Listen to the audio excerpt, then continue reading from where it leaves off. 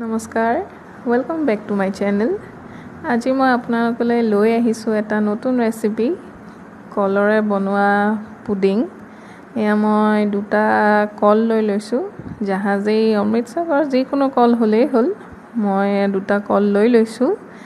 ব'লকচোন ৰেচিপিটো ষ্টাৰ্ট কৰোঁ। কল দুটাৰ বাকলি মই গুচাই লৈছোঁ। তাৰপৰা ইয়াক আমি এতিয়া পিচ কৰি ল'ম সৰু সৰুকৈ।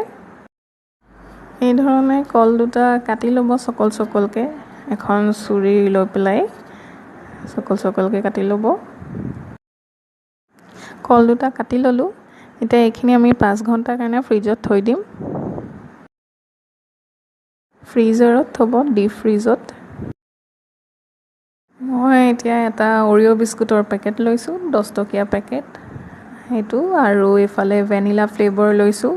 আপোনালোকে যিকোনো ফ্লেভাৰ ল'লেই হ'ল, যিটো ভাল পায়। মই ভেনিলা লৈছোঁ।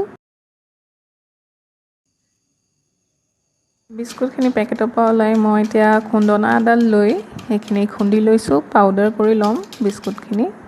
এয়া অৰিঅ'ৰ পাউডাৰ কৰি ল'লোঁ।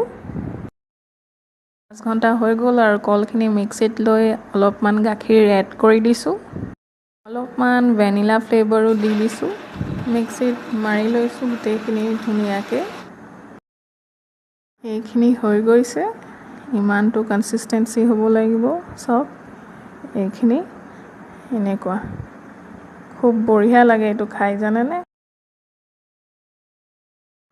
এইখিনি মই এতিয়া দুটা বাতিত ভাগ কৰি ল'ম।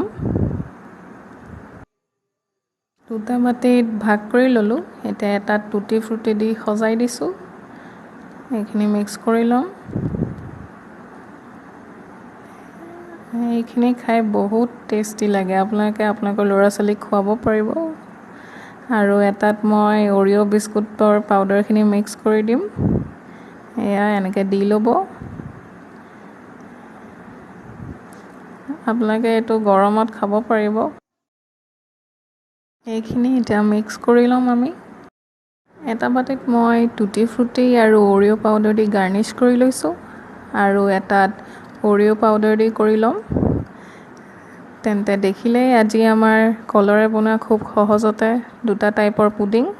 নিশ্চয় ঘৰত ট্ৰাই কৰিব। আপোনালোকৰ ল'ৰা ছোৱালীয়ে এই দুটা খাই খুব ভাল পাব, আৰু মোক কমেণ্ট ছেকশ্যনত জনাব। থেংকছ ফৰ ৱাচিং।